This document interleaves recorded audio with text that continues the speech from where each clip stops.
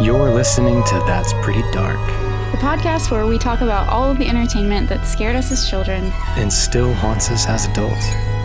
So grab your flashlight and join us as we take a frightfully nostalgic look over our shoulders.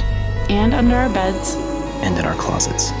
And together we'll realize, whoa, that's pretty dark. That's pretty dark.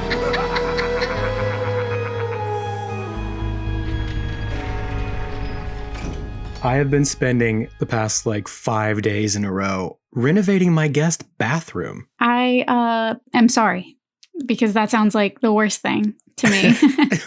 It's been great, honestly. But the weirdest thing that I discovered. Do tell. In the wall, I found a whole big pile of rusty razor blades. That is just not the thing you expect to have in your walls. They were all cakes together, like mushed down over time, like sheets and layers. It was a layered razor blade cake. It sounds really dangerous. Mm-hmm. I had to wear gloves to remove it from the wall, actually. I bet. It was super creepy. Ugh. And I can share a picture. I can share photos of it. Ew. Yeah. Do you know why they were there? I mean... Oh, yeah. No, I totally discovered the reason. So I solved the mystery of this slot that was in the back of the medicine cabinet that I always wondered what that was there for. Oh my God. Some context. I bought a house from a guy who died in the house. Yeah. He was super old. Well, you bought it after he died, but... Yeah. He died here. He was the last one to live in it. But before you. On the inside of this medicine cabinet, there was always a list of dates that was change out the razor blades on this date. So razor blades, a list of dates, a slot in the back of the medicine cabinet, and now and then you put two and two together. Full of razor blades. And yeah, when he would change them out, he would just slip it right through the slot. Did he think they were just going away? They were disappearing from his consciousness. It's disappearing to the Narnia wall behind my bathroom. This is why we have problems with pollution and landfills, is because once it's gone, once out of sight, out of mind, I guess. But yeah, razor blades are on the list of some of the strangest things I think you can find in the walls of your home. Definitely. In the walls of a house that an old guy died in. Do you know what else is strange to find in a house where an old guy died? You mean a root cellar in the basement? I do mean with a the root darkest cellar of in the entities basement. inside of it? Yes, I do. Yes, I do. Wow, that's crazy. crazy. That's pretty dark. Here we are. Super scary stuff. I'm Kaylin. And I'm Christian. So, since you have just beautifully ushered us into a world where we learn about the inhabitant of a home based on the home itself. The things you discover in the home. Mm-hmm. And the things that you discover within. Yeah. Shall we get started? Let's open that basement door and walk down those stairs into the dark-ass, scary basement. Dun, dun, dun. Let's peek inside that root cellar together. I would love to.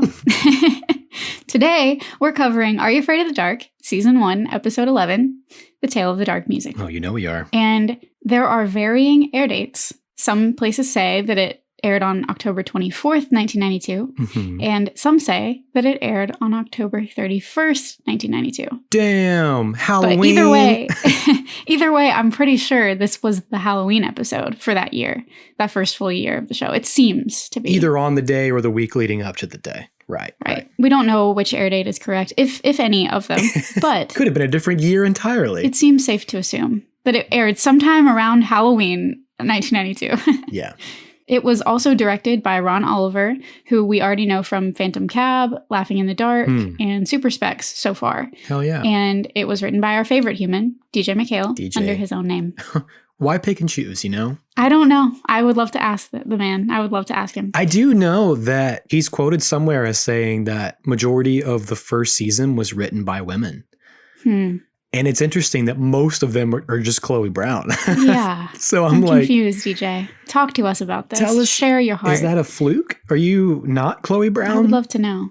And also, this episode is kind of a hard hitter among the fandom. It's very popular. And so I felt a lot of mostly self-inflicted pressure to do it justice somehow. Mm-hmm. And that resulted, as Christian knows, because I've been complaining about it, in some serious writer's block around this episode. Yeah, you pulled a me. I did. I pulled a you straight up. So if you have different theories, listener, or if I missed something about this episode, please write in, let us know. I will not be offended. We are exploring this stuff together collectively. You are part of this journey, and we want to hear from you as well. Yeah, we do. So I hope I don't get much wrong, but I'm going to be exploring and presenting theories more than I am giving answers today. And that's what I got. I hope you get 64% correct. That's really at specific. least. I usually do better than a 64%, but today maybe not. We'll see. No, normally you're at least 100.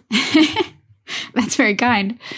So we open up on the Midnight Society. They're stoking fire and they're settling in for another evening of ghosts and ghouls. And Frank appears in a huff. Where were you? And it's actually more than a huff. He's kind of losing his shit. We were supposed to come together? Oh yeah, forgot. Sorry. Forgot? Oh, it's very theatrical. Yeah, he's like playing up this anger. But apparently Eric was supposed to walk to the clearing with Frank because Frank had lost his flashlight. Mm-hmm. And Eric is being a little punk. I will give you that. Yeah, he is kind of brushing him off. But I have 2 qualms with this. 2 qualms. Yeah. 1, could Frank not borrow or procure another flashlight? They are not difficult to come by. No, yeah. You don't just have one flashlight. Right. Like he could find another flashlight. He could borrow one from the neighbor, right? I have like 7 or 8 in my house right now. I have so many. Yeah, we live in prepared land. But we also always have hurricanes every year. So we're prepared with plenty of flashlights and batteries. And I have candles too. I just feel like they're not that hard to come by. So that was number 1. They're not hard to come by. Number 2, it's just not that deep, Frank. It's not that deep. I understand that the whole joke is that he's supposed to be a tough guy and he's scared of the dark and and it's like you said, the first time they really talk about being afraid of the dark on Are You Afraid of the Dark? I'm not afraid of the dark. Right. But in this fuzzy 90s way, I think we're hitting on something much deeper, which is the alchemizing of fear into anger for stereotypical 90s male. There you go. Yeah. Because for one reason, I don't know why, one reason or another, that's seen as more socially acceptable. We see this all the time. Yeah. And there's this meme that's circulating all the time. It's very binary, like male, female, but it's always circulating about how men call women more emotional because they have successfully over thousands of years branded anger as not being an emotion. Right. And it's true. I mean, well, I can say from my experience that for years, a long, long time, I have my own anger issues. And it's because I lived in a state of fear and panic and existential fear and dread for a long time. So I channeled all of that into anger because it feels like you can wield anger. Right. It feels like a weapon. It gives you more control. More so than accepting your own fear growing up. Absolutely. Being an actual man and accepting your fear and doing something about it versus just lashing out fearfully, but through rage. Man, we're having a really great joint it's true. Soapbox here. Most people channel that into rage and anger and I did it too. Men especially, because it's not acceptable for women to be angry, mostly. Because then we're dismissed as hysterical. Men aren't dismissed as hysterical. Right. They're just angry. That's okay. It's. I think it's coming more into common knowledge that men are way more emotional, or at least we're way. It's not that we're more emotional. We are less capable of handling our own emotions, probably because we never let ourselves be held accountable for our emotions. Yes. Ding, ding, ding. I think you got it. Yeah. I was also talking with some friends recently about a male hormonal cycle versus a female, and a male's hormonal cycle is a 24-hour cycle. Mm-hmm. No, So it's way more up and down than it is for a woman. I've told you plenty of times that I wish I could just go one day without feeling the entire spectrum of emotion. Mm-hmm. Yeah. Just one day. And that's why. Be great. If you don't know about that, you should look it up. Mm-hmm. But yes, the truth is we're all emotional creatures, all of us. Yes. And I'm really sorry that the patriarchy hurt you like this, Frank. Honestly, yeah. Because he's enslaved to this idea and not practice of masculinity. Right. Just the idea of it. It's toxic masculinity. It is toxic masculinity. And I have that in here a couple times that we'll see it through this episode. Mm-hmm. And just because he's upset and angry, and he is a victim to the patriarchal idea of masculinity in this moment, that doesn't mean he needs to take it out on Eric, even though Eric is being a punk ass. Right. Or any of these other kids that are just trying to have a good time. And sweet, sweet Betty Ann chimes in and lets him know that it's okay to be afraid of the dark, Frank. It's okay to feel your feelings. It's okay. I get scared in the dark sometimes too. Dude. Oh, so good. It's weird because I was too young to have crushes when I was watching this, and I'm too old to crush on Betty Ann now. But you missed it. I missed my opportunity. I was just at the wrong time, wrong place, wrong time. But I would have had to think for Betty Ann for sure. She's great. She's so great. And then of course Kiki chimes in and she's like, "Don't be strange, Frank." Yeah, don't be strange. Like that 90s. chatter. I've never heard anybody say that in life, but I would like to. Again, that's where I think that this is just adults writing for children, thinking this is how kids talk. Yeah. And it made us talk certain ways that people didn't actually talk like. I probably would have copped that and used it. Don't be strange. Don't be strange. So at this point, Eric leans into the gag. He's playing up the fact that Frank is afraid, and he is also kind of victim to that masculine mentality or the toxic masculine mentality. He's teasing him for having a genuine fear. Exactly. Which is also bad. Yeah, it sucks. It's shitty. Gary jumps in and he kind of defends Eric because it is his night to tell the story after all. So basically, we need you to survive so that you can tell us your story. Yeah. Gary's just trying to diffuse the whole thing. He's just making a joke. Yes. He's trying to. He says, don't kill him yet. He has to tell the story. Exactly. Yeah. Man, but Frank was just really mad. And so pissed. It struck me watching it. I was like, he's so angry. He did a dance move when he tried to walk away because he was flexing so hard to be so aggressive that he danced away. Did you notice that? No, I didn't. I would do the move for you, but we're in two different places. Yeah, I wish you would. I'm also just in my boxer shorts, so I don't really want you to see me. That's fair half enough. Naked. This is an audio medium, ladies. But yeah, this all parallels the episode. I think so. Also, so Eric's about to tell this story, and there's some confusion on whether this is his first or last story because they shot things in just a strange order, and we don't know if they if these two aired in the order that they were shot. We have no idea. Right. But we do know that Christian just told us Eric's story about the tale of Jake and the Leprechaun last week or last time. So this is another Eric back-to-back. And again, because he only had 2 stories ever before he vanished into the abyss. Into the root cellar. The only theme that we can really pull, I mentioned it before, is this kind of familial theme. Like he talked about his grandfather with Jake and the Leprechaun, and then he's talking about the character's uncle for Dark Music. Yeah. Interesting. And speaking of familial stories, I'm going to just say it right here at the top as well. There is such heavy parentification of Andy Carr, the main character in this show, this episode. He is totally burdened with his parents' divorce and his mom's finances, and it is a lot in terms of literal emotional trauma that they are just handing this kid. Yeah.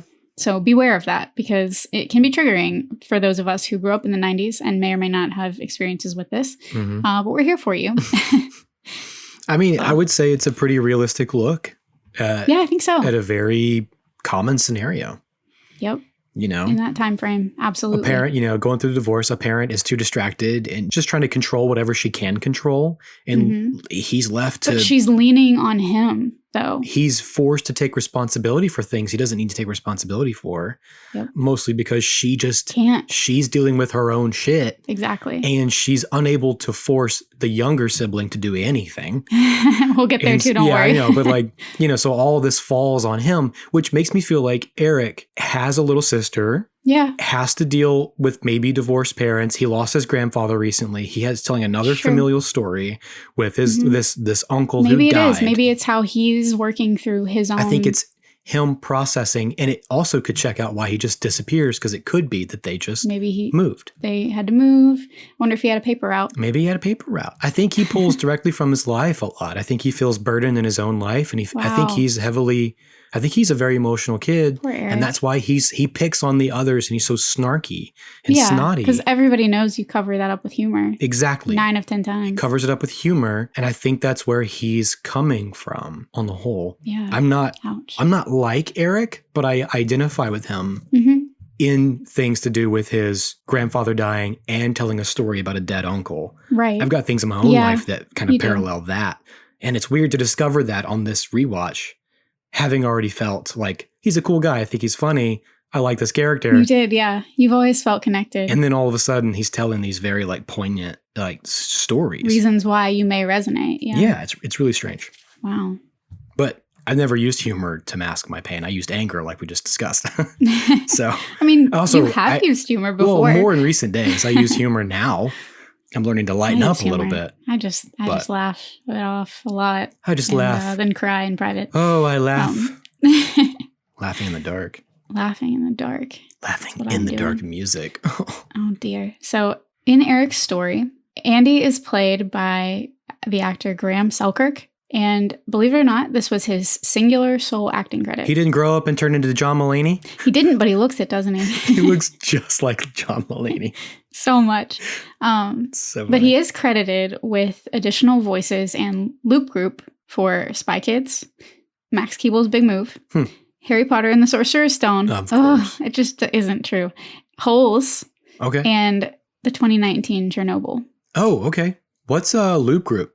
I'll tell you. Please. Loop group is how they refer to voice actors who fill the on-screen extras, crowd voices, and deepen the sound landscape, as they say. The ambiance, the background. I got it. Right. I feel Anybody you. that you're seeing on screen that wasn't mic'd, in the shoot, the loop group fills in for them.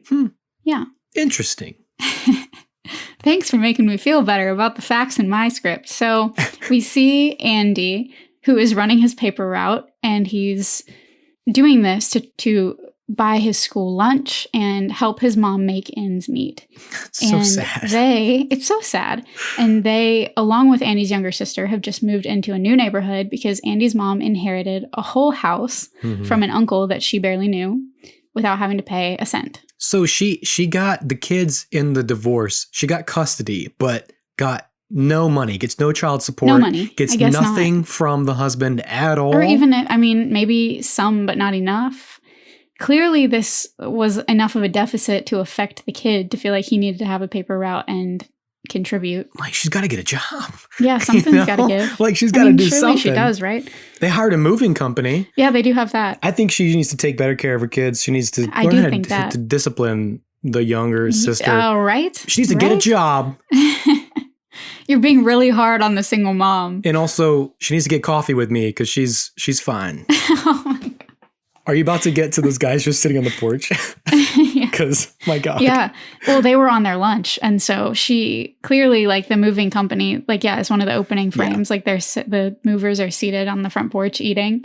And she's, like, struggling to carry a box between them. And Andy, helps her out. Hey, lady, we're going to take our break. And she's just like, well, all right, I'm going to keep moving things in. That's how it goes. I would do that. I don't know. So, speaking of her, Andy's mom is played by Katherine Graves, and this is also her singular acting credit. So I'm so sorry, but you cannot find her anywhere but this episode. I wasn't going to try to find her. You weren't going to seek it out. You just I know. I mean, she's not that age now. Well, no, of course not. She's old enough to be my mother. Honestly, she is. Literally. Yeah. Andy's younger sister, Christina, as you mentioned, is played by Jenny Levesque, who... Do you know who she played? I quizzed you about this before. And she looked familiar, didn't she? Yeah, I remember. I was having a lot of whiskey then, and I'm having whiskey now, so I don't remember. So Jenny Levesque played our ghost in The Tale of the Lonely Ghost. Oh, yeah. Yeah. Right. Okay. She looks just like her. That makes a lot of sense. She is also a cast member who shared the mysterious additional voices credits for Harry Potter, Charlie and the Chocolate Factory. There's just too many of them. Like, some wires are crossed somewhere. She looked like, did I say she looked like you in The Lonely Ghost? You did. Yeah. You told me that. She doesn't look like you in this one. She looks very different. And as we said before, she does have credits for 5 episodes of Goosebumps, including Say Cheese and Die again. And I'm going to tell you this. When I first heard her voice, I got really excited. This was before I remembered that she was a Lonely Ghost, because we talked about it.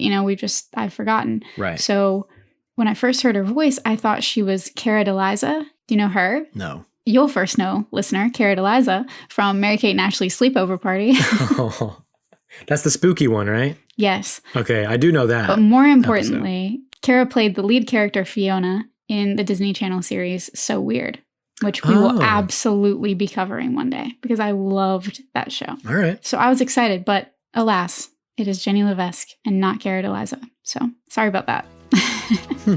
But on his paper route, Andy accidentally runs into this Eddie Munson looking but not acting bully on the block. You mess with me, kid, and I'll deck you. What? He's like Billy. He's like if Eddie was Billy. He's if Eddie was Billy. He's got the black jeans on. Black jeans, black cowboy boots. The weird clownish band t-shirt. Long hair. I said this to you before, but I really wish he was wearing a Zebo shirt. That would have been so cool. That would have been way more fitting. I really wish that he had been. That would have been super sick. But his name is Coda. And Coda is played by Leif Anderson, who had just a few film credits. I like the name Leif. Yeah. I just think it's cool. Leif. It's like L-E-I-F. It's like Leif. Leif. Life. Life, perhaps. But he just mostly had small supporting roles in films that I was unfamiliar with. Sorry, folks. Sometimes it happens. I was surprised. Like, most of this cast just really didn't do much else, but they were really a lot of fun, so I was kind of bummed. Yeah. Yeah. But Coda, in that 90s bully way, informs Andy with a black boot on his chest. Oh my God. Look, everybody was glad when your nutbag uncle kicked, then you had to show up. His nutbag uncle. And he threatens him, basically warning him not to get in his face again, which he didn't get in his face to begin with, but bullies never need a reason. My face again, your history. Who are you? I'm your new neighbor. Welcome to the neighborhood.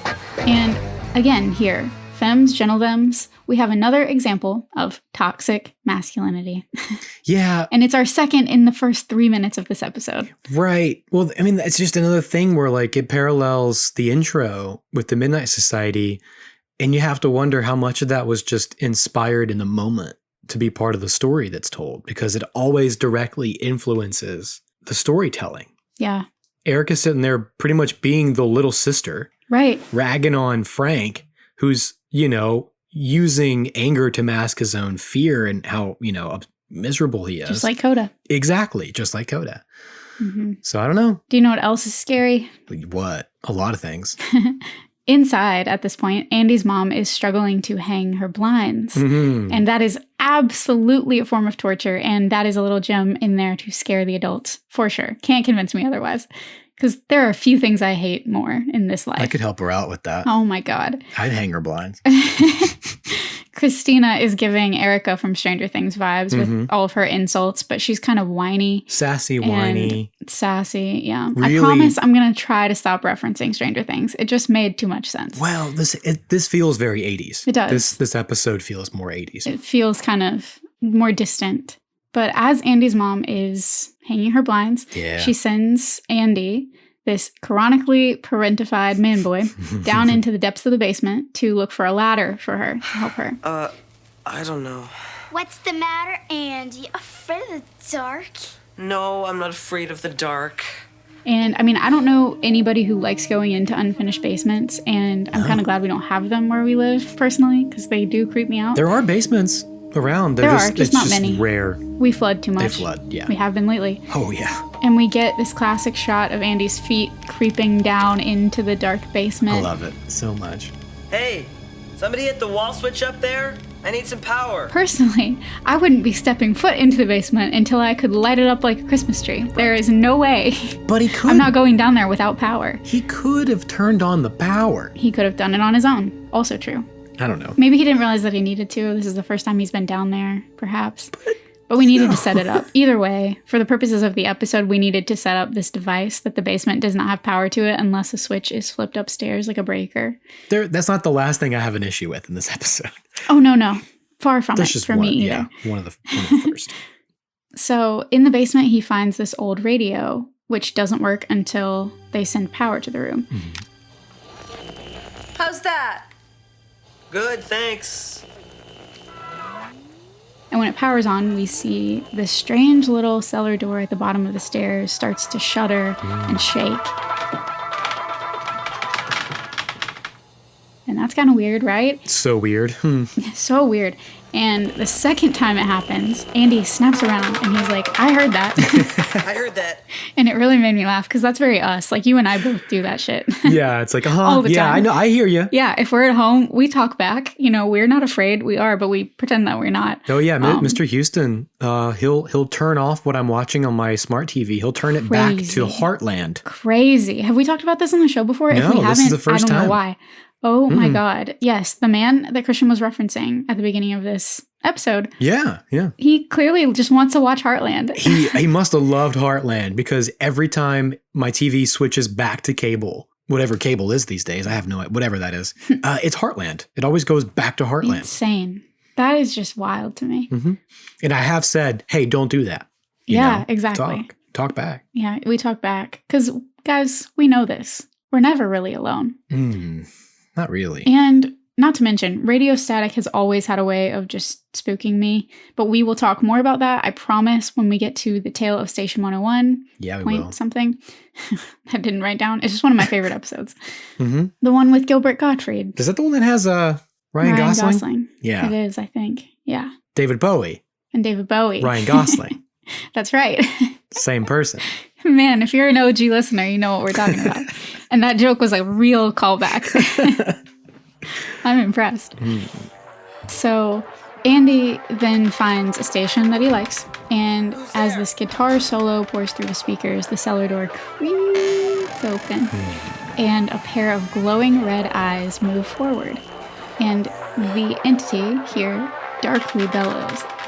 Hello, Andy. Hello, Andy. Come on in. Come on in. And honestly, it does feel very demonic. It is compared demonic. to boogeymen of other episodes past. Like, that would scare me as a child. Absolutely. Mm-hmm. Of course, at this point, Andy jumps, and then the radio falls on the floor.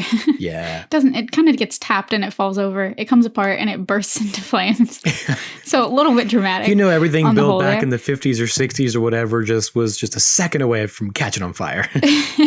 Apparently so. Everything. And of course, as it does so, the music ends and the cellar door instantly closes.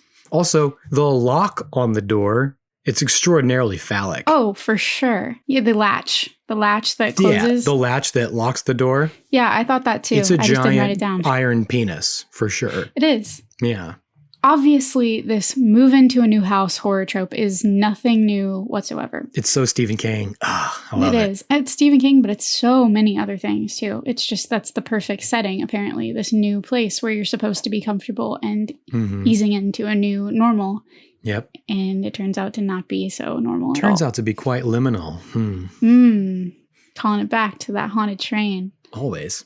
But aside from the typical residual haunting or poltergeists, as we've talked about in other contexts, there are a couple of other spooks that could be at play here in a suburban home. Oh, okay. And there may even be multiple ideas colliding, as we've noticed often with episodes that DJ McHale has written. I dig it.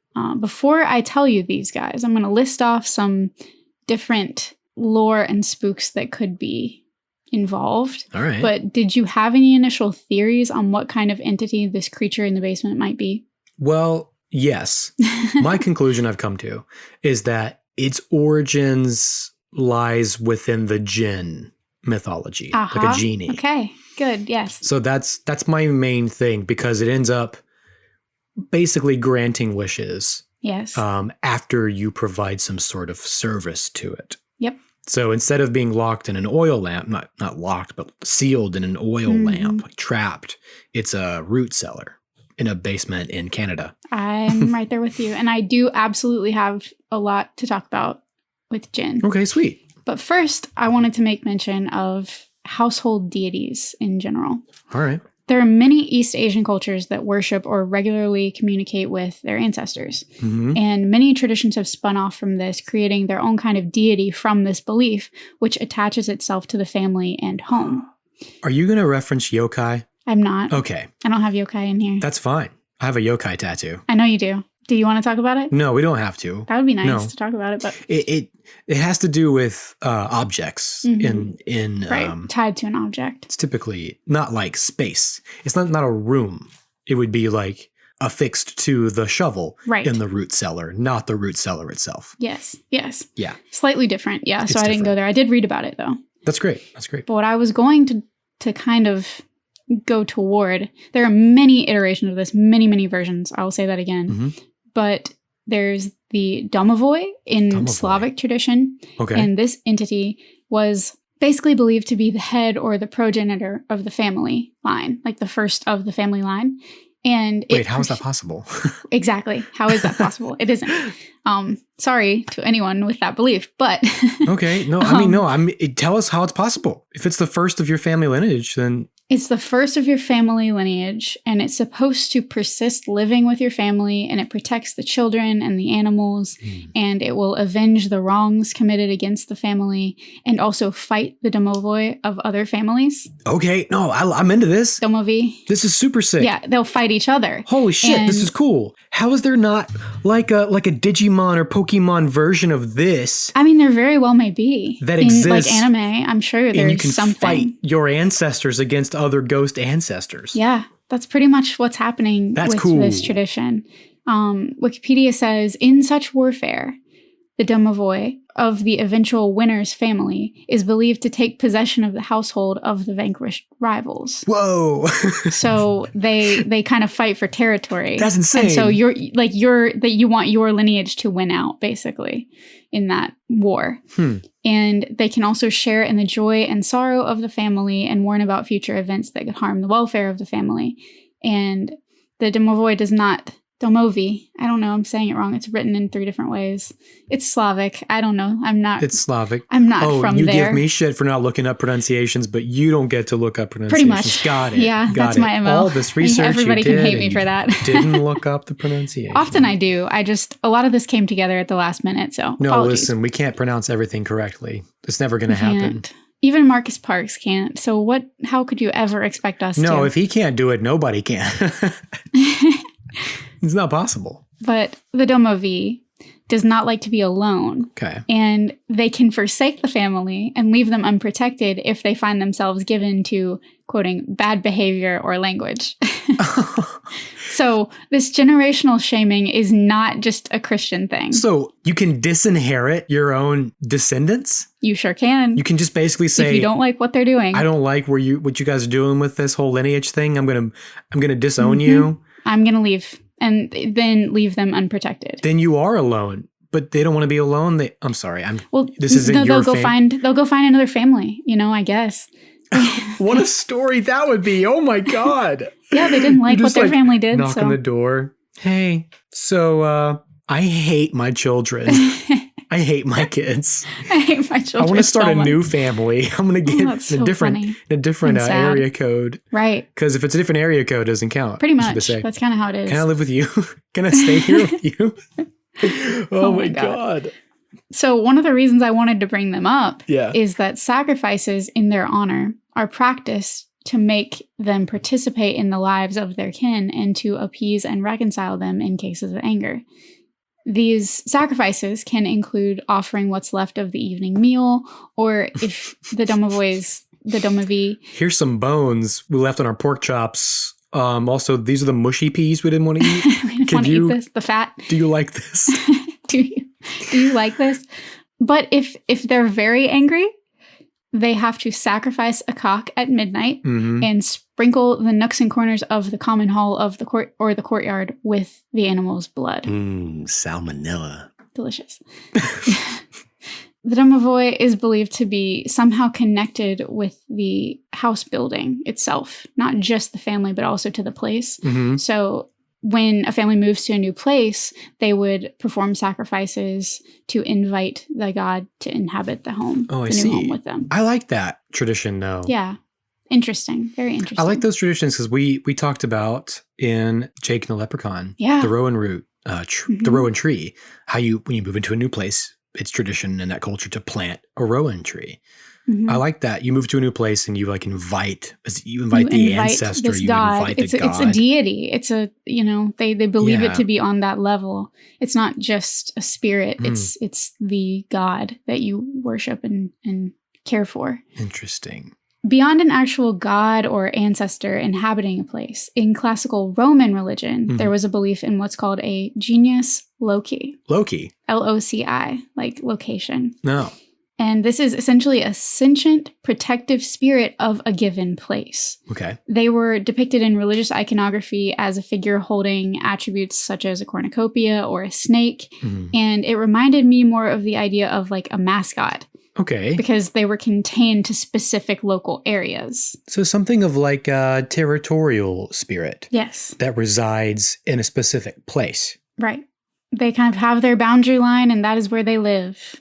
And that's where they stay. I feel like that's a very common haunted house. Yeah, kind Like, of. This is if the it's a liminal boundary. space of a haunted home, This is the space. this is where you reside. Yeah. And interestingly, Roman emperors would often expand the reach of their genius as they expanded their empires. They wanted people to worship their area. And basically, they were expanding their area and the spirit of their area as they conquered.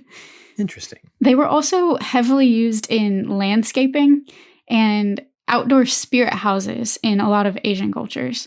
Okay. This idea that there's this spirit of this place and you'd want to give them a place to live and you'd want them to like the landscape and place where they were living. You'd want to please them. Yeah. And in more modern and also fictional discussions, this has also become synonymous with a sentient place, like the organisms of a local area coming together to be helpful or antagonistic, like in Avatar, or maybe Vecna's hive mind in The Upside Down.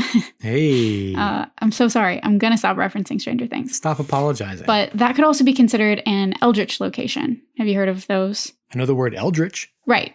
An eldritch location, just applying the word to the location, basically a dark, unsettling place where the laws of physics and geography and other laws of our land never seem to function properly.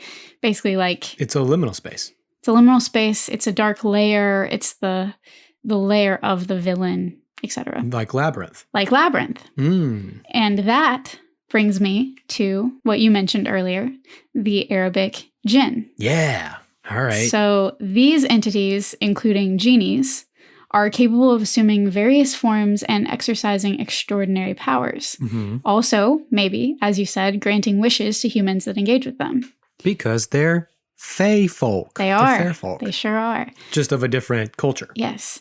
Belief in jinn was very common in pre-Islamic Arabia, and they were thought to inspire poets and soothsayers. And they're even mentioned in the Quran, and they present in Islam as a parallel race to humans. And they're also capable, just as we are, of choosing, good or evil paths for themselves. Sure, yeah. Quoting from Britannica.com, in common folklore, jinn are capable of assuming human or animal form and are said to dwell in all conceivable inanimate objects, stones, trees, ruins, and underneath the earth, in the air, and in fire, almost tying them into animism. Underneath the earth. Okay. Yeah. In a basement. They possess the bodily needs of human beings, such as the need to eat, Hey-o. and can even be killed. And they are free from all typical physical restraints. Gotcha. Jinn delight in punishing humans for any harm done to them, intentionally or unintentionally. Yes. And they're said to be responsible for many diseases and all kinds of accidents. Yeah. However, those human beings that know the practical magical procedure can exploit the jinn to their advantage. Basically, you just have to know how to navigate them. It's a fairy. Yeah. It's a fairy. Would you rather go up against a European fairy or like an Arabic jinn? If you had two passageways, two tunnels. I think fairies are almost always mean, and I don't stand to gain a lot from a fairy, whereas a jinn could grant me wishes, so probably a jinn. Yeah. I think I could figure it out. Okay. I'm not a manipulative person, but if they can choose good or evil, I can convince them to choose good and But help if you me. had to go up against one that's pissed, that hates you. That probably I'd a pick fairy. a fairy. Yeah. Yeah, If they're definitely evil, then yeah, probably a fairy. If I have to pick one to piss off, I'm pissing off a fairy. Yeah. I do not want to piss off a jinn. Same. So I can't make it through this without mentioning the English boggart. Yeah. I thought the same thing because I've often thought about how Pennywise, the clown, is very much just a boggart because he's a shapeshifter. Oh, yes. We've talked about this before. Not on the show, but yes. So, not on the show, but yeah, I was thinking this thing, it clearly takes a different appearance, of a new visage. Yes. But, I mean, we'll get into it, but my issue is that it isn't the same every time. It's not, yes. Even though it's the same human. Yes. So, but yeah, a boggart, yes. They are almost always considered malevolent, and the household boggart will follow its family wherever they flee to. And it is said that the boggart crawls into people's beds at night and puts clammy hands on their faces. God, boggarts are so scary. Ugh. In some areas, such as Northumberland, it was believed that helpful household sprites could turn into malevolent boggarts if offended or ill-treated. I see. And in northern England, there was a belief that the boggart should never be named, for when the boggart was given a name, it couldn't be reasoned with anymore or persuaded, Ooh. but it would become uncontrollable and destructive. It was given autonomy and independence. Yeah. Dobby's a free elf. And within the folklore of Northwest England, boggarts can cause mischief in homes, but they tend to live outdoors in marshland, holes in the ground, under bridges, and on dangerous, sharp bends in roads. Yeah. And when a person got lost in the marsh and was never seen again, the people were sure that a boggart had caught the poor unfortunate and devoured him. Wow. That's scary. So sometimes they eat people. Sometimes they eat people. Which is why I thought they earned an honorable mention here. Is the traditional boggart, does it take the appearance of what you're most afraid of? That was my understanding of boggarts. That's kind of how I have always thought, but it didn't expressly say that. I think that it just kind of said they can change shape. Oh, okay. So there wasn't a then whole lot maybe- on what I read about how they tie into your fear necessarily. So it could just be that it can shapeshift and also eat you. Yes. But finally, I'm sure that you've heard of this in your research about elves and dwarves, etc. Have you heard of the Germanic kobold? Yes. Yes. Yeah. So this was really an early legend that kind of gave rise to the more popularly known goblin, as we've discussed quite a bit. These are mischievous household spirits also, but the word potentially goes back to the Greek word for rogue. Okay. And it's obviously, as many of these things are, as we learned in the Sorcerer's Apprentice, it's rooted in paganism. Yeah. Quoting from Britannica.com again, usually they help with chores and give other valuable services, but often hide household and farm tools or kick over stooping persons. They are temperamental and become outraged when not properly fed. And sometimes they sing to children. Oh. Some kobolds have been called the spirits of caves and mines, which sounds to me just enough like a root cellar to make sense. Hey-oh. Yeah. We've got singing, we've got caves. But my hang up with the kobold is that most traditions describe them as being dwarf or gnome-like in appearance, if they can be seen at all.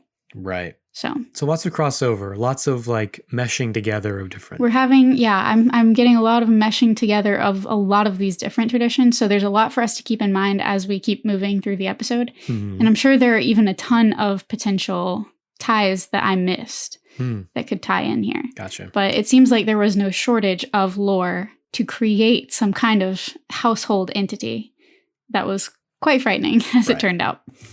Honestly, pretty scary.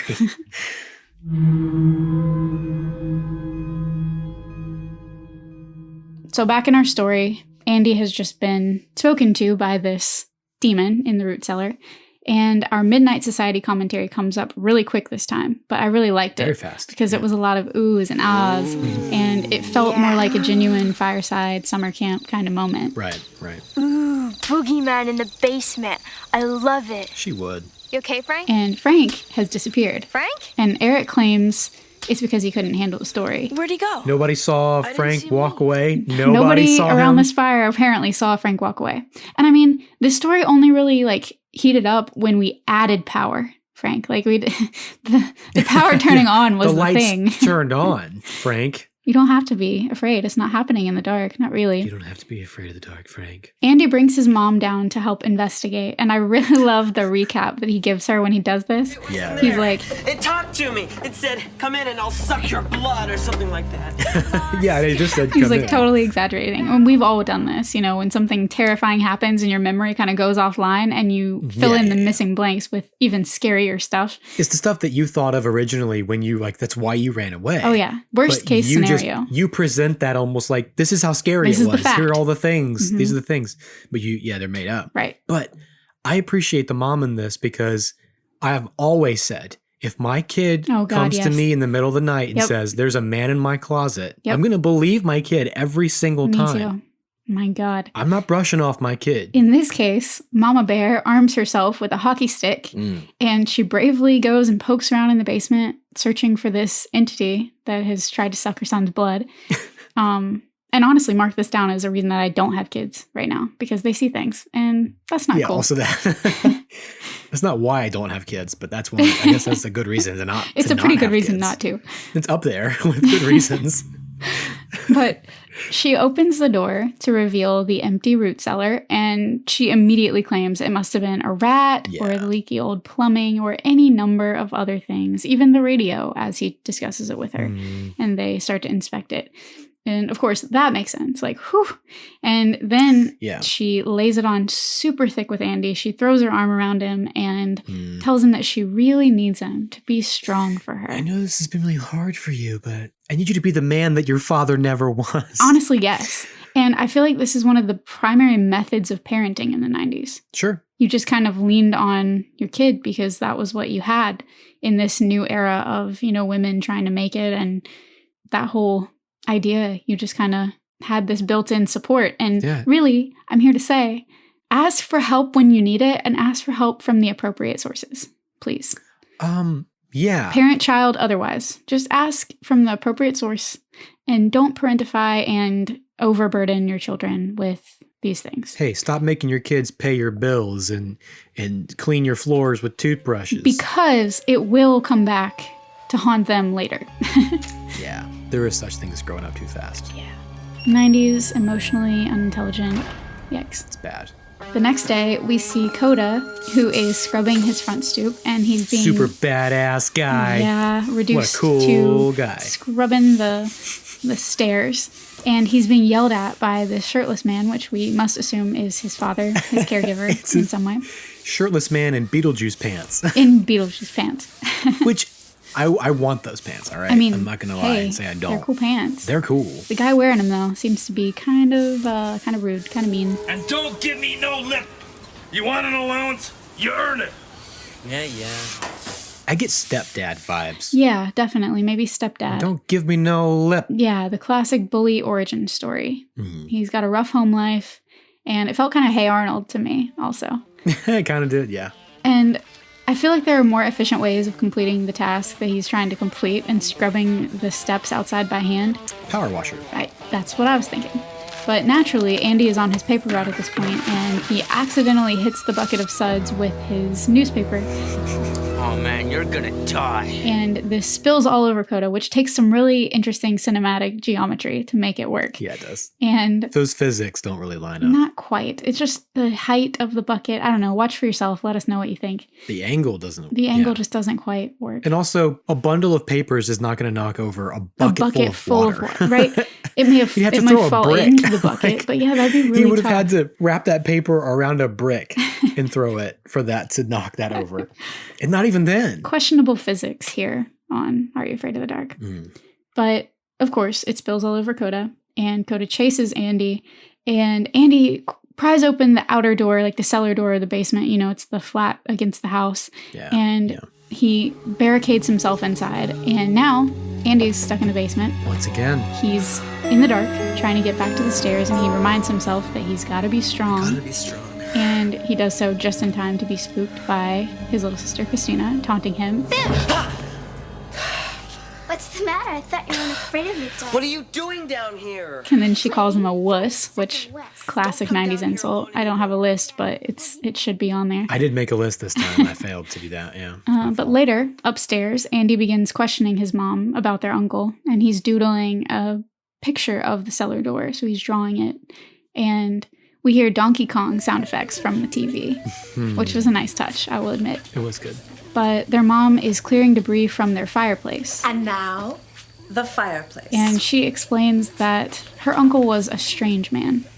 He never left the house, but somehow got filthy rich. Nobody knows where the money came from. From what I hear, the neighbors didn't like him too much. I thought he was kind of loony. I figure he's living your dream, Christian. Yeah, pretty much. Yeah, I thought that. Probably I was other than the part about the neighbors thinking that you're loony, but you probably take or leave I think that. my neighbors think I'm loony Yeah, anyway. so- already. They already do, so I don't have to, Might as wish well for just, that at all. get filthy rich, I guess. No, this guy, seriously, just living the dream. The only dream difference would be that the house is much bigger. And not haunted by a demon, but, Well, also not surrounded by neighbors. also that, yes. I'd be like, let's move this party elsewhere. You and me, guy, let's move. Let's go. Let's go to the woods. Mm-hmm. Take to the sea. Well, the woods will do fine. When Andy asks how her uncle died, she explains that he was old and just stopped living. Which, okay. I guess it happens. She says, I found him in the basement at the bottom. Let's change the subject. And she stops herself. But I'm sorry, Mama, you've already said too much. You've already said too much. So they found this guy dead Dead at the bottom of the stairs. stairs in the basement. I see. So, yeah, well. Not good. Apparently this thing good. can't. This thing can give you anything you want except for long life. Eternal life, long life. Eternal life. I don't know. We'll talk about it because I'm not sure how I feel about all this. I know what it's like to discover that somebody died in my house. Yeah, it's not a fun time. Not a fun time at all. I had a hard time with it. You did. I recall.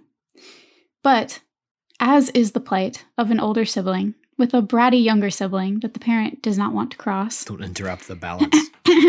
Not that I have any experience with that at all. Oh, sure. No. What's up, Carrie? How you doing? Sorry, Carrie. I love you. We had our childhood was different than it is now. We get along now. But poor Andy is once again relegated to the basement. This time, he's asked to change the laundry. Remember, there's nothing down there. And as he's working and he's listening to music again, which, okay, yeah, that makes sense. I was thinking about that too. I was like, I would turn on music going into that basement because it scared me. And because, yes, exactly. Do you ever do that? Like, oh, sure. You would either turn a TV on. Absolutely. If you're home alone and you're scared. Like, well, when I was a kid, I would turn the TV on in my parents' house if I was home alone. Me too. Because it was just noise. Because my parents' house is scary. Yeah. Anything common, happy. Absolutely. If you pretend like it's normal, it's normal. Mm-hmm. I do that all the time. So I get the impulse. I went from, why turn on music every single time you go into this basement to, oh, that makes sense. Also, I don't do any chores without music or a podcast, even now. That too. I just don't. And now I was like, but I just got AirPods recently so that I can constantly listen my to AirPods changed my life. Podcasts. I have that in my notes, actually. So yeah, I was annoyed and then I went to like, wait, actually this is quite realistic. It checks out. Yeah. I also hunted all over the place to see if it was a real song that's playing this scene because to me it's like very reminiscent of the Eagles. That's what I picked up. I was thinking like 70s rock and roll. Yeah. But it didn't have a name. Mm-hmm. But it's playing on this classic yellow boombox. And I loved my boombox. Oh my God. Mine was blue, but I loved it. And I don't know. For me, I feel like I would have learned my lesson the first time and I would have paid attention to that cellar door when I turned on the music just to make sure. Yeah, well. But he doesn't. There's a half description to do with being in a trance or something. Right. Later, for this next one. Yeah, later we hear later, but I don't know that he was the first time. Happened so fast. The rules change every time he's down there, so I don't really know. Actually, that's true. So at this point, one of the better known Are You Afraid of the Dark ghouls emerges from the root cellar. Yeah. This is a life-size blonde doll, and it appears to my grown-up eyes to be a person in a suit. Yeah. And my God, if that is not so much more horrifying than an actual doll would be. It's super spooky. Oh, man. Yeah. It asks Andy to come and play. We can have lots of fun. Just come with me. And kind of puts him in a trance, like you said. And the way that the mouth is moving, combined with the weird slow-mo effect that we have, that would have definitely put me off of dolls for a while as a kid. Yeah. That's a lot. But pretty dark. Pretty dark. I have issues with how this thing is trying to lure this 12-year-old boy into the root cellar. It reaches out for him with the hand extended. First it's this creepy-ass voice. Yes. I mean, it's pitch black with the glowing red eyes. And that's supposed to be enticing? Like, hey, come inside here in the dark. Maybe he didn't think he needed that much time. He was just going to grab him. I mean, maybe. But now it's like, I'll entrance you with this pretty, pretty blonde girl. Well, it realized it needed to be a little more crafty. I mean, but that kid doesn't play with dolls. You know what I mean? I don't know. Doesn't. But dolls are scary. And this is Are You Afraid of the Dark? Yeah, I get that too. But it's trying to lure him into... I don't know. I understand your point. You make total sense. I'm not sure why it would choose a doll form to lure him in. Like, my mind goes to, like, sex doll. Ew. Because... I mean, that's kind of what it looks like. It's huge I'm like... and... You know, I don't know. He's 12. Please, no. God. But it just ends up being scary. Yeah. So this thing has no idea what people actually want until it grants an actual wish. I guess. Whatever. But the other thing It's is confusing. that I think it just wants to eat Andy at this point. So it's just trying whatever it can to... No, that's exactly my point. To pull him in, which your point is that wouldn't be... It wouldn't work. Enticing.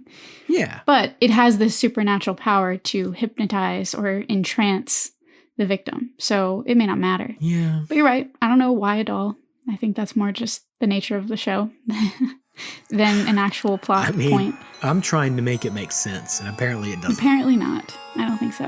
But Andy? whenever Andy's mom calls for him at this point, the doll becomes manic. Hurry! Please hurry! This part scared me. It scared me too. Andy's mom trips the power upstairs, and the doll screeches and screams and flies backward into the root cellar. It's quite scary. And this releases Andy from his hypnosis. And Eric explains, like you were saying, that he didn't remember what happened. Right. So he didn't know enough to avoid the basement in the future. Yeah, but I just don't get it. I don't get these rules. I don't get it. I don't get the rules either. Don't know. Whatever. But the following day, Latchkey Andy arrives home on his red bicycle to a note from his mom asking him to do her another favor and put more things in the wash. Of course. All of our clothes are dirty. He does so, and when he does, naturally, he switches on the radio again. Again, I understand this impulse. Like I said, I don't do chores without music or podcasts or whatever. Same.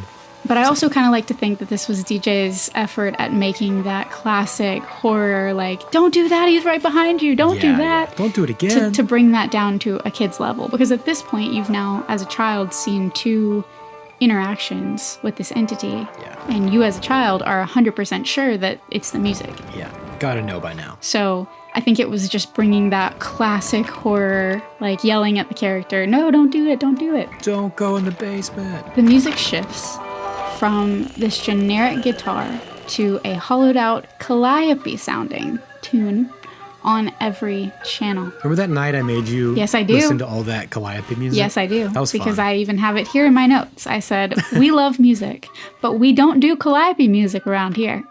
No. I love to reference it and use it in fiction, but I don't. Christian and I both hate it. And I am convinced that it summons bad things into my life. It's haunted. If there is haunted music, it's calliope music. The last time, so he found this, Christian found this, listener. I'm speaking to you now, listener. I feel like it's confusing. Christian found this calliope music and sent it to me one night. He was like, oh, isn't this so scary? I was like, listening to it, I was like, yeah, I don't like hearing that. I don't like listening. I was like, going to bed. I was like, I don't like it being in my head.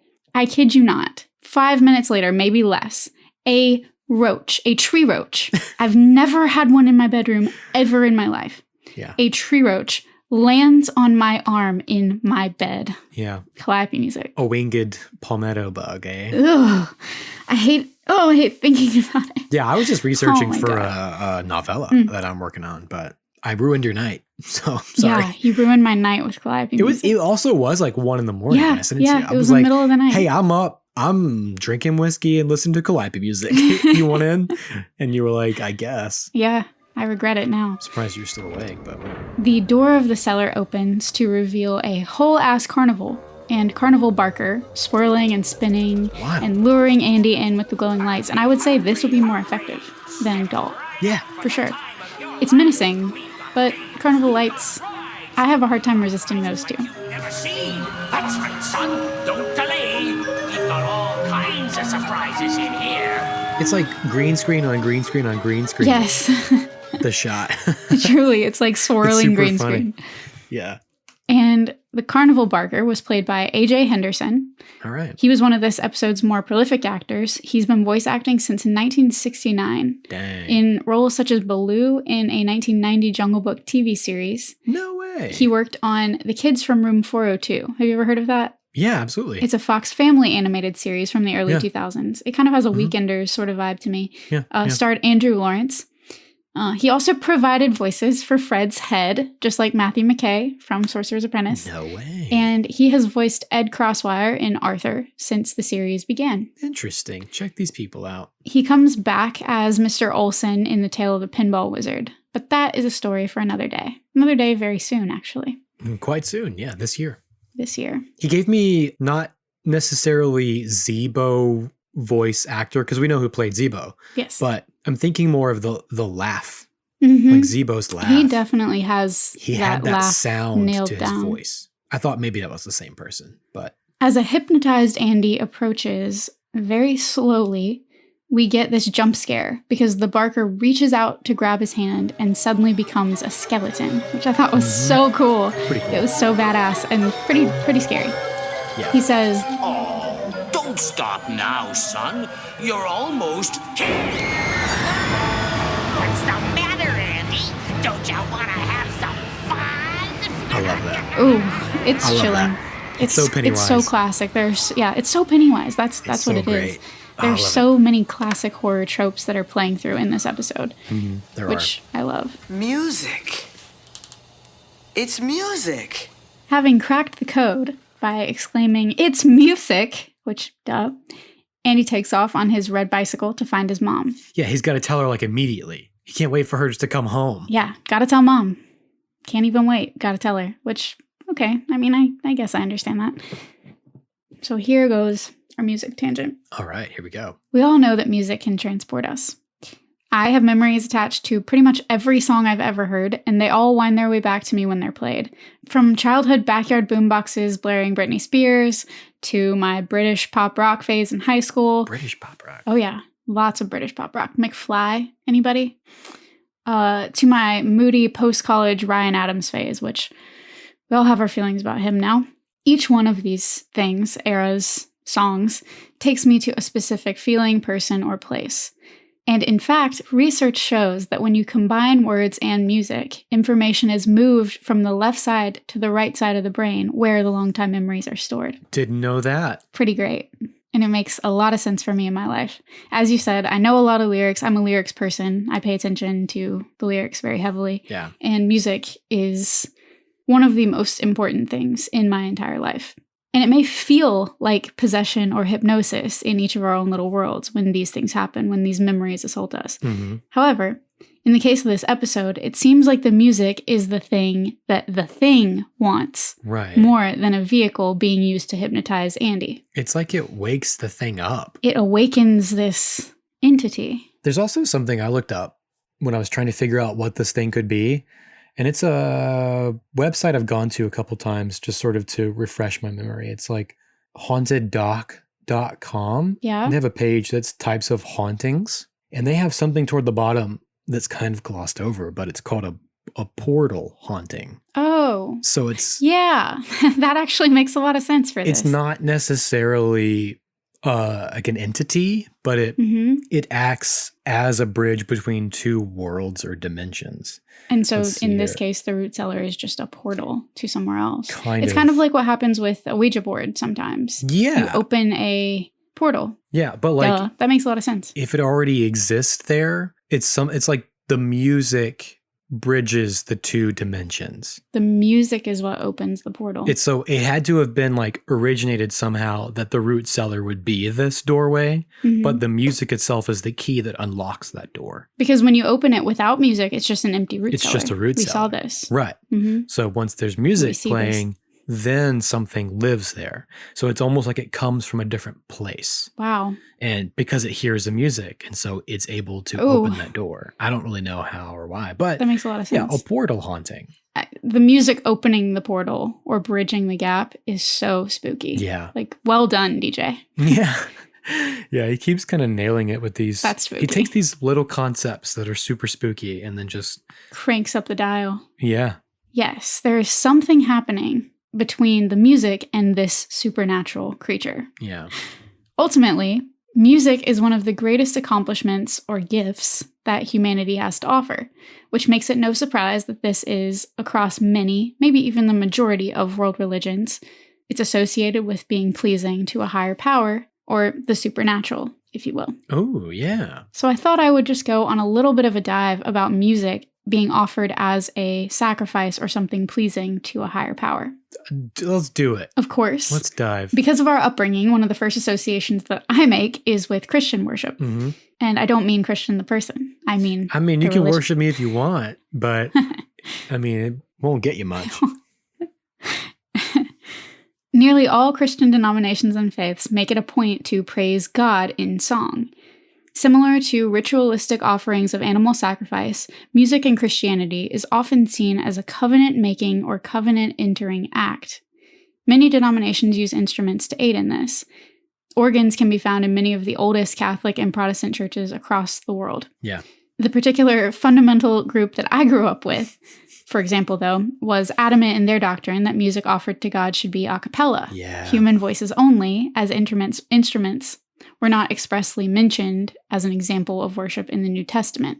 Right. But regardless of these differences, the idea of music, singing, chanting is incredibly widespread in Christianity. And I'm sure everybody listening, if you have any association with any Christian faith, can think of examples of this. Yep. I can. The same is true of both ancient and modern Judaism. Yep. Obviously, the biblical Old Testament is filled with music and instruments, harps, lyres, cymbals, trumpets. Much of Jewish worship was performed without instruments in the time after the temple was destroyed. Mm-hmm. In a traditional synagogue now, the majority of the service is chanted or sung out loud, and the Torah reading is also chanted. And different melodies are used for the prayers and Torah readings on weekdays, Shabbat, and holidays. And so this kind of forms a calendar in song. Right. Honestly, if you're familiar with their traditions, you can know what time of year it is just by what they're singing or chanting, which is kind of cool. That's cool. Because it's all for its own time. Just like in Christian denominations, different regional and ethnic Jewish groups tend to tailor their worship music to their local styles and customs. There are a lot of different regional Jewish traditions. Huh. Yeah.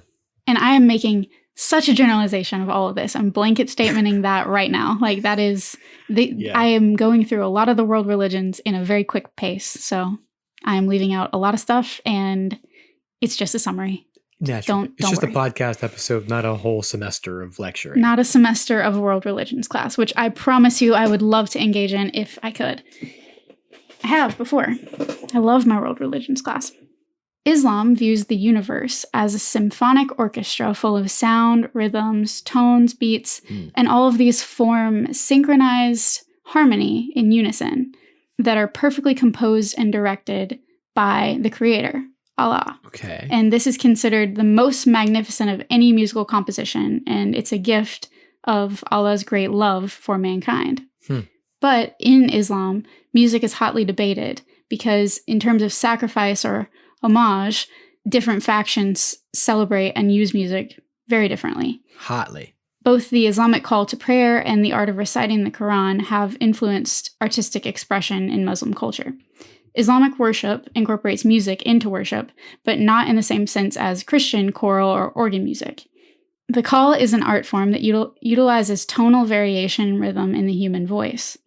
And while most practitioners and scholars agree that music containing pagan, sensual themes or subliminal messages are clearly forbidden, some scholars consider music free of such themes to be permissible. Okay. So they're very controlled with what type of music is allowed, but it is still important in their tradition, basically. Yeah, interesting. And again, I'm just completely summarizing because there are probably plenty of factions of Islam that love music and there are some that just don't. But it's kind of in similar fashion to Christianity where you can use music in good or bad ways, I guess. You can lean into the more bass rhythmic music or you can make it more melodious and, you know, that kind of thing. So it sounds like it depends on how strict or extreme you take your beliefs, because like in some of the circles we grew up in, people they frowned upon secular music. Like you couldn't even listen to the radio because it wasn't in praise of God. Yes, like I knew people like that. Yeah, me too. And meanwhile, my parents didn't want me to listen to worship music because it had instruments. Because it has instruments, exactly. So I grew up going to Baptist church, but went to Church of Christ school. So I never understood like why they were at such odds because the school I was going to, our chapel music was all a cappella. Yep. And I'd be like, we use instruments in my church. And people would be like, gasp. How? Yeah. Scandalous. You're going to hell. Pretty much. You Baptist heathen. It's so funny because I was in the opposite situation where nobody understood what I did. Well, same situation. Nobody understood what I did at church, but my school friends were all Baptist. Yeah, because I went to church with all of your school friends. You sure did. Right. It was inverse. We had the inverse. That's why we fit together like tongue and groove. We're like, we're tongue and groove friends. We are, because you know how it was. Isn't that sweet? So sweet. Music is also an important facet of Sikhism. Okay, yeah. Their primary holy book contains songs which praise God and reveal his nature and give guidance on how to live a good life. It sounds so strikingly similar to like what I grew up with. Yeah. But these hymns are mainly written in Punjabi, and each copy of the book has 1,430 pages. And each hymn is found on the same page in every copy of the book. And there are no spaces between the words so that nothing can be added to them. Interesting. And it's also very difficult to read, as you can imagine, because there's so little space. Very similar to Sikhism, which is just sick guitar riffs. Just the entire worship session is just don't I wish. wailing on That would be electric fun. guitar. But this book is very difficult to read, so people have to be taught how to read it, and not everybody can. So a lot of people memorize the hymns, and they recite them in devotions at home and in worship. And each hymn has like a traditional tune. Like Book of Eli. Sure. Yeah. He's blind, so he has to... He's blind, so he has memorized to recite it and memorize it. the Bible. Man, you just spoiled some stuff. If you haven't seen Book of Eli by now, you're spoiling your own life. What are you doing with yourself? Yeah, you don't want to. You don't want to see it if you haven't seen it by now. I am also just generalizing the hell out of this, but I read a fascinating article on the rhythm of possession by Sam Mickey on Nomos Journal, which is like a blog for pop culture, and it addresses some, again, I emphasize some, Afro-musical religious traditions. Okay. And he explains that these Afro traditions are everywhere, and this is quoting from him. The inheritance of a cross-rhythmic complexity that is indicative of religious participation in the world, a dynamic and open-ended participation in the intersection and interpenetration of opposites like the sacred and the profane, awake and entranced, dancing and healing, possessor and possessed, the self and the other, and many other opposites in juxtaposition. Furthermore, that legacy is a legacy of religious oppression, of course, because everything to do with the Afro tradition, unfortunately, has that cast over it. Right. Throughout the slave trade and the colonial period, Afro-Atlantic traditions were not considered secular or non-religious. Their rhythms and trances were more often considered evil and diabolical. And it's interesting that now, to this day, a lot of popular music shares that legacy, however implicitly. Sam Mickey says, of course, there are differences. I wouldn't want to classify rock or hip-hop as diaspora traditions or equate their struggles. But popular music is descendant from these Afro traditions. Yeah. And it's now seen as, some would say, like you were just saying earlier, evil or vulgar, etc. And it isn't. It's a different type of tradition, and it trickles down from a different type of tradition. Right. So all of the crossover there was very interesting to me. But all of this to say, humanity has a very long and complicated history in all of our facets, really all parts of the world and everywhere that we're from, of interacting with perceived higher powers.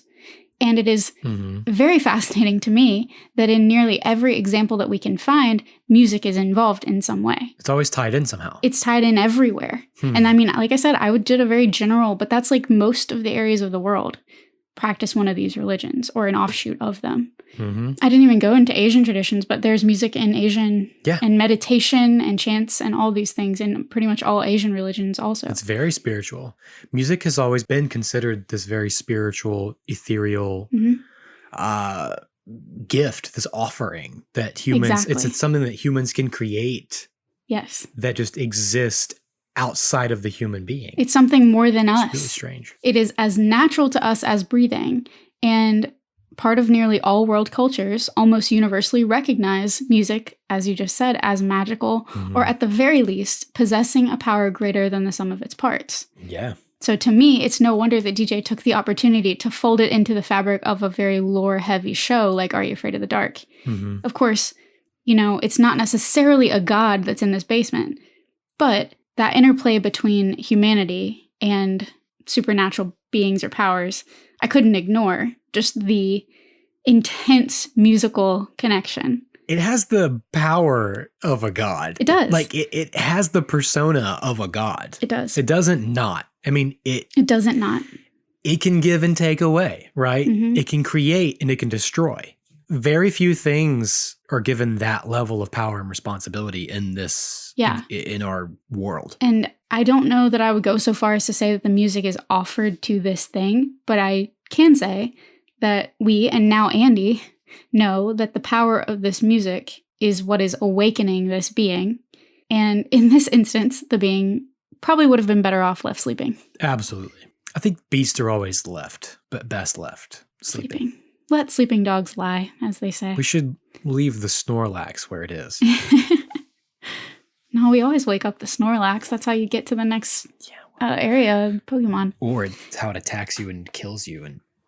Or that, and you Ruins your start life. over at your last save point, and you're like, oh, again? Again? Unfortunately, Andy never finds his mom because he instead runs right smack into Coda. Nice day for a ride, isn't it? What does he find? A fist in the face. And yeah, Coda punches him, which go listener, if you hate this episode, if you just can't stand it, then just go and look up the scene where Coda punches Andy. Even if you hate and this just tell episode, me that's not 90s gold. just go hate watch it, you know? It's fine. Oh my god, he punches him in the face. But does he? But does he really? Looks I'm like pretty he sure you misses. can tell that he misses. Oh, it's bad. And then he says, Get used to it, kid. I'm gonna beat on you for the rest of your life. My God, what a commitment. it is a commitment. But how often? Bullies are committed. Bullies are committed. Bullies. That's just, they have to That's be. got to be because he feels like his dad's going to bully him for the rest of his life. Coda tosses Andy's bike into the road, where it is hopelessly mangled by a dump truck. I think for real. He crushes his shiny red bicycle. I think it's real. Like, I don't think they faked that. I think they ran over this bike. That's a practical effect if I've ever seen one. Practical effect. But what a good throw because it went He did. right It was under the perfect. bike. I mean, under the tire. Yeah, under the tires of this dump truck. It was a good shot. And we also get this guitar riff, like a gnarly. Now you've gotta deliver your stupid papers by foot. And you'll never get away from me. We see this between the legs shot of Coda who's towering over Andy. And it seems that this is Andy's breaking point because we see him decide to go home alone, but worse, on this guy. Go home alone as in the movie. Uh-huh. Got it. Got it. Yes. He's going to go home alone. He saw my notes. on It was this guy. home dash alone dash but Capital worse. H, capital A. Yes, capitals important. He's going to go Macaulay Culkin on his ass. He's going to go Macaulay Culkin on his ass. And not the page master Macaulay Culkin, Right. the one from Home Alone. What a funny guy. In a vengeful plot, Andy loads the basement with speakers. I guess the uncle left him behind. Maybe he's learning more about his uncle as he goes as well, because all of his uncle's stuff was still in this house, just like your deceased Well, former... all of his stuff wasn't in the house, but his tools were in the garage. Not all of it. Yeah, just some. Just some. But Andy wields his trusty newspaper, and he snaps the rubber band menacingly. And he decides to lure Coda into the basement. And he does so easily enough, with a taunt about how he makes a good maid. Oh, yeah. Come clean my house when you're done. Sweet cheeks. When you're done, come over and clean my house. You make a good maid. You're dead. And while Coda threatens death on Andy, Andy taunts him again. What's the matter, Coda? You're not afraid of the dark, are you? So he basically lures him into the basement and flips on the power, and this rock music deafens Coda. We see a glowing... Buzz is screaming. He knows this is the climax of the movie. I hear Buzz. He's Of the excited. show. We see a glowing red light emerge from the root cellar, and that's all we see, because presto changeo. Andy creeps down into the basement, and there's no Coda to be found anymore. Coda? Just a shiny new bicycle. It's like Christmas morning. I loved the one Christmas morning my parents showed me my new bicycle. Aw, I got a bike for Christmas before too. Yeah, but I didn't have to feed somebody to the basement demon. You didn't have to kill a guy No. to get a bicycle? Didn't have to kill That's anybody good. just to get it. That's good. It was a gift. I think they killed some money, some cash. Yeah. Just to give it to me. That's all that had to die. Andy turns on the music again, and the thing speaks because he's temporarily satiated, it seems.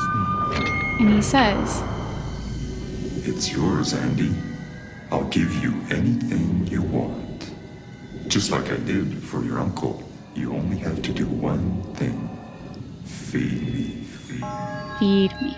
I liked the echo. Yeah, it was good, honestly. It was haunting. Feed me, And feed me. we have that same corruption trope again, kind of like we saw in Sorcerer's Apprentice. But as we've kind of talked about, it feels more sacrifice to a deity, a power that has, or a being that has more power than we're even cognizant of. Right, right. So you're sacrificing something to a deity so that it will play nice and appeasing it so that it will help you rather than a servant to a master type of relationship. Right. But the thing that gets me is that in order to avoid all of this darkness, whether it's malicious or simply hungry, all Andy has to do is avoid playing music in the damn basement. That's all he has to do. And then do. he's home free. That's all he has to do. But yeah, I guess absolute power corrupts absolutely. Mm-hmm. And maybe it's just too difficult for a kid who's already being beaten down by the American capitalist society he lives in his youth to resist the temptation of anything he wants. Mm-hmm. Christina whines from upstairs, taunting him again. She's home. She wants him to make her dinner. And it better be good or you're gonna get it. Right. And the thing cackles. And Andy turns the camera for a very smug close-up. Gives this very menacing look. He knows what he needs to do to Christina at this point. He's got his black eye, and he's like, yeah, he's got his black eye from being half-cast in punched. shadow. Mm-hmm. Spooky. Spooky. It's pretty spooky. And the Midnight Society is understandably concerned because, hey, all together now, that's pretty dark. That's pretty dark. Not Kiki. No, not Kiki. Kiki would have done the same thing. She would have fed the little girl to the monster, she says. Yeah, she said, I'd do it. But Eric confirms that he did not feed his sister to the demon, but he made sure that she didn't bother him anymore. Yeah. So I guess he just scared her. He probably just did the trick that he tried to pull on Coda, and it was successful. It didn't eat her. It didn't actually eat his sister. Gary closes out the meeting, and we get this other jump scare because Frank disappears and then reappears. Because paybacks are sweet. Yeah, he takes revenge on Eric, and he holds the light up to his chin, the flashlight that he's stolen from Eric, because now Eric's waiting for Frank to leave. This episode feels like the end of a season. It does. To me. It felt very final. Maybe it was meant to be, and then they just... It may have been meant to rearranged it. But we know it wasn't. It clearly wasn't meant to be two Eric stories back to back, but... Yeah. So we know this wasn't the original order. But some other Midnight Society members have gotten back-to-back stories. That's what I mean. I think they rearranged the whole plan. Yeah. After there was a structure, I think it got all switched around, all kinds of switched around. But who knows? So we've got a few questions. All right. Do you think he intended to feed Coda to the thing? No, absolutely not. Do you think he knew what was going to happen? He had no idea. Okay. It wasn't that malicious on his part. No, because he comes down into the basement. He just thought it was going to scare him. Well, he comes down talking to Coda. He does, yes. That's true. He thinks he's just scared. Because all he knows is that every time he turned off the music, the thing disappeared. He never took into account the fact that if he left the music on for so long, that it would get whoever was in the basement. That's true. You're right. He just got saved in the nick of time every time. His interactions, yes. He's been saved in the nick of time each time. He was always saved, yeah. So how would he know what would happen beyond that moment? No, he had no idea. He thought, I'm going to switch off the music at the right moment, and Coda's going to be so scared and so grateful for stopping the thing that he'll leave me alone. He never meant to. But why the thing didn't approach Andy in the first place with that? With the offer. Yeah, here's my proposal, Andy. Feed me. Yeah. I don't know, because if he ate Andy, then he's left with nobody coming down to the basement turning on the music. I think that's more the thing. I think the thing realizes he needs a partner. He needs an earthling. Well, he had the uncle. Exactly. He needs to replace the uncle as a partner to feed him. That's what I'm saying. Teach a man to fish. Teach a man how to fish for you, me. and he'll bring you your victims to the dark, deep depths of the basement. Eat a man for a day. Eat a man. Teach a man. Teach a man to feed you men. There you go. You're fed. Man eaters. I don't know. If I was that thing, I'd have been like, hey, buddy. Hey, pal, go invite one of your friends over here. Go make some friends at school. Have a sleepover. Yeah. Scare them all in the basement. Yeah, play some music. Yeah, he could have been more crafty about it, but he just wanted to eat. He was hungry, I guess. When I get to that point, I have to plan food beforehand. If I get to the point where I'm just hungry. I'm aware. I know what happens to you when you're hungry. Anything. Like, I don't care.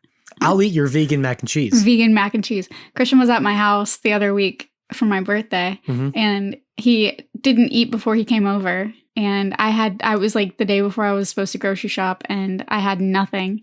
And all I had was vegan macaroni and cheese, not even any protein. And I was like, you're not going to like this. And he was like, yes, I am. It was tasty. I've thought about that mac and cheese.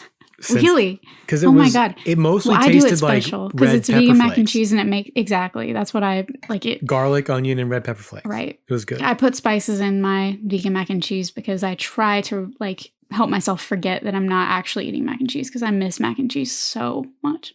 Anyway, Yeah. given what we now know about the basement creature, or the basement demon, as the Villains Wiki calls Or it, the basement god. and what we've learned about the lore today, what do you think the creature is? It's a combination of all these things. It's like potentially, I don't think it's a family ancestor. It's possible the uncle built that house. Mm-hmm. We don't know what the uncle did before he discovered this thing in the basement, Right. or if he just inherited the house. If I'm sticking with the genie thing, Mhm. if it's a Jinn origin, Sure. somebody traveled the world and captured some sort of entity and brought it back to Canada or whatever, United States, wherever this is supposed to be. But it didn't originate in the basement. It wasn't born there. You don't think? No, I don't think things like that happen. I don't think so either. Not to a house built like in the 70s. Yeah. You know what I mean? 70s. Yeah, probably 70s. Brick fireplace. Whoever it was, I think, traveled and brought something back to the house, and then it chose to dwell there. But it's hard to say unless the original owner of the house died there, and then something dark took that owner's place Ooh. and inhabited the home because it was left abandoned. Mm-hmm. Maybe. Yeah, and I mean, clearly, a lot of the lore around these household spirits or deities or entities or whatever, they are very territorial and they kind of take what's theirs in their, in pretty much all of the lore that I read about. They take over. Because it doesn't leave. It can't leave unless there's music, right? Right. So is it trapped in the root cellar? Is it Yeah, I don't know. It's bound there. It seems like it's bound there. bound there? It's tied there. That's what makes me think somebody captured it And put it there. and then let it live there, but told it couldn't leave Ugh. and used Ugh. it to grant wishes. Like Yeah. I'll feed Yeah. you, I'll feed you if you grant my wishes. but you have to grant my wishes. And that's the question, did the uncle do this? Did the uncle happen upon it like Andy did, or did the uncle bring it for his own gain? Right. Don't know. Who knows? That's the big question. What did the uncle do? Who was he? Mhm. Who was the uncle? Maybe he was a world traveler before he was the weird guy the weird hermit who never left his house. Yeah. Actually, that's a pretty good theory. We don't know. Whether this thing was malevolent, mischievous, or just a hungry, all-powerful man-eater. That's, well, I'm not a man eater, but I'm hungry. We know that it lives in the root cellar. We know it can shapeshift. We know that it can supernaturally supply wealth and objects. We know that it can hypnotize humans. Mm-hmm. And we know that it can eat them. That's what we know. That's what we know. So, listener, I will let you make your own call on what exactly. Someone's going to be like, it's this exact thing. How did you guys miss this? Please, God, if you know that and I missed it, number one, I'm sorry for making you listen to all this nonsense. Number two, please tell me. I want to know too. I would love to know. You're like, This has haunted my dreams, my thoughts. These notes have been taking over my life for the past 2 weeks. I couldn't figure it out either. I tried to research it. I would love to know if you think it's not a conglomeration of things and is just one entity that you know about. Tell me what that is. I like it, whatever it is. I also had trouble extracting any real moral from this story. We know that the uncle died. So, one more question. Do you think he really just stopped living, like Andy's mom said, or do you think that he stopped paying the piper? Of course, he died at the bottom of the stairs, so they found his body, unlike Coda, who ceased to exist and was replaced with a bicycle, seemingly. Right. I think kind of the fear there, the spooky factor, is you're supposed to kind of assume the thing in the basement got the uncle. Got him. Exactly. Until we learn that the uncle was feeding the thing. Mm-hmm. He was old.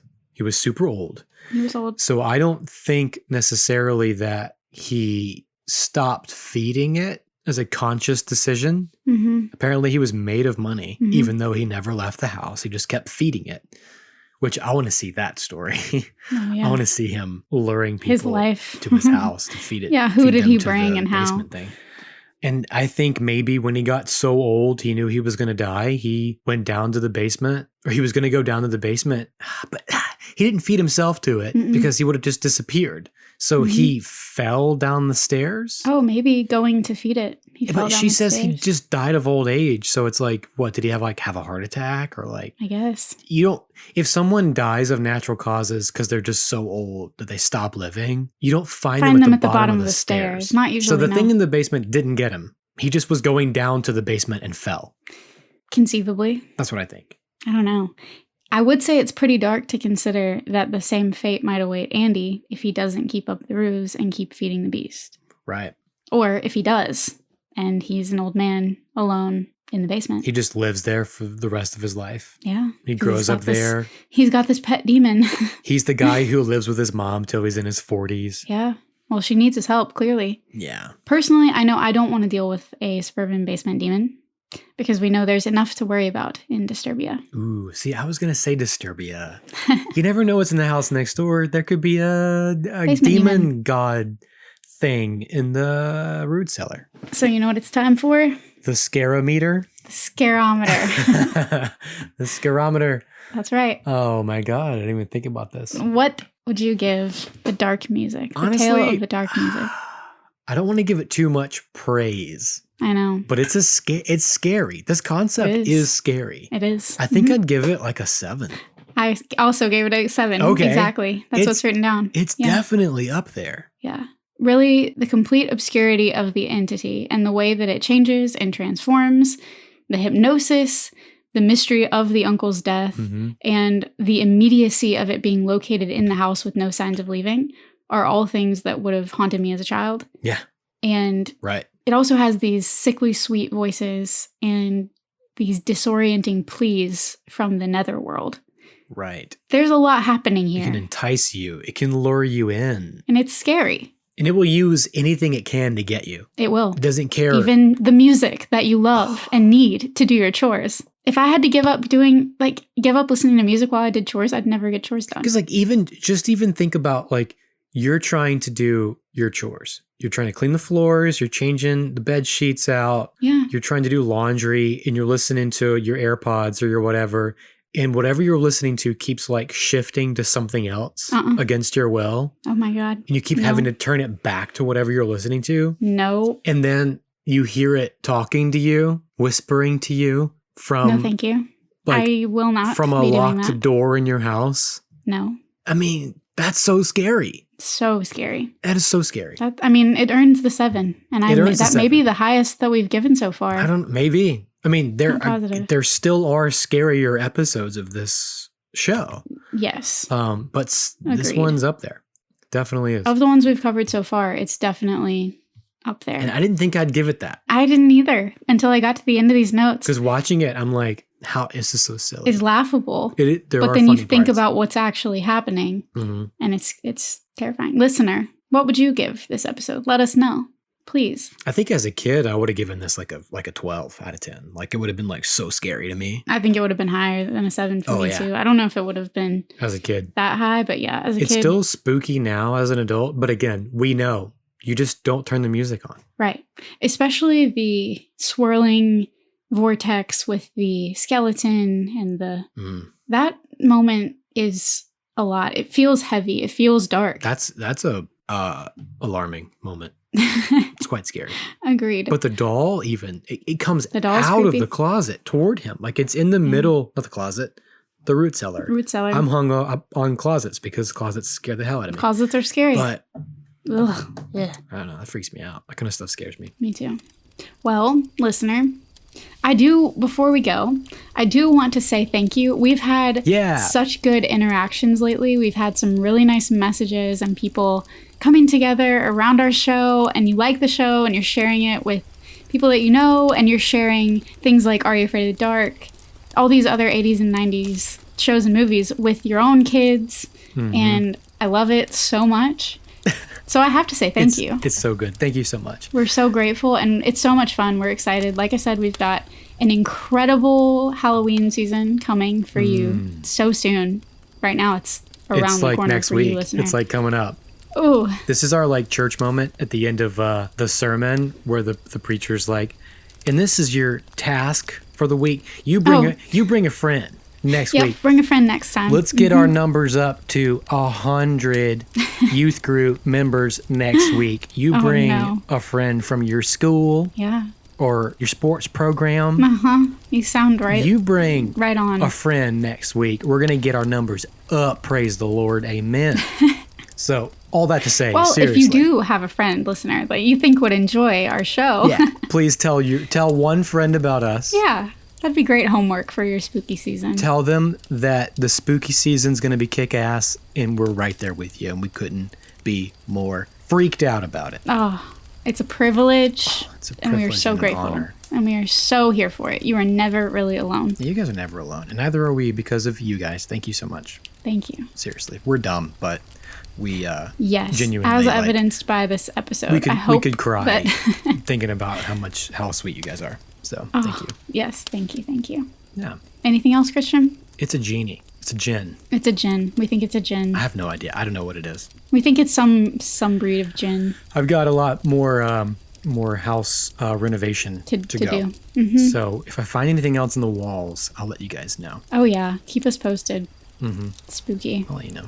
Well, thanks for listening, guys. Thank you so much again. Stay tuned next time for the beginning of our spookiest of spooky Halloween season Oh, festivities. it's already so exciting. I can't wait. Yeah, 5 weeks straight of us. Yeah, we're gonna do an episode every week. I don't know if we've told you that yet, but it's 5 coming. weeks in your ears. 5 weeks in your ears, back to back to back, to back to back.